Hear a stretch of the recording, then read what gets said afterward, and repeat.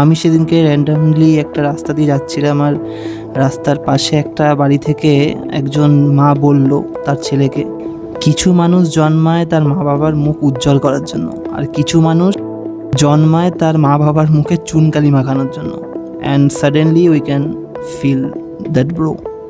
আচ্ছা, একটা সময়ের পর পকেটে টাকা থাকলেও 5 স্টার হোটেলে খাওয়া, ব্র্যান্ডের জিনিসপত্র পরা বা এমন কিছু বিলাসবহুল জিনিস ব্যবহার করা কেমন একটা অপরাধ বলে মনে হয়। বয়স বাড়ার সাথে সাথে আমাদের মধ্যে কোনো কাজকে কতটা সরলভাবে করা যায় এই ভাবনা চিন্তা বেশি বাড়তে থাকে। ছোটবেলার বড় বড় স্বপ্নগুলো বাস্তবের মাটিতে এসে আছাড় খায়।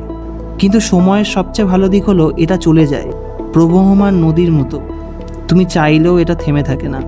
আর জীবনের সবচেয়ে সুন্দরতর সত্য হলো তুমি জানো না ভবিষ্যতে কি হতে চলেছে। আর এই যে অজানা অন্ধকার, এই অন্ধকারটাও একটা সময় খুব উপভোগ্য বলে মনে হয়, কারণ সব জিনিস জানতে নেই, সব কিছু ভাবতে নেই। ছেড়ে দেওয়ার মধ্যে একটা বিরাট বড় প্রাপ্তি আছে। যারা বুঝেছে তারা সব হারিয়েও সব পেয়েছে।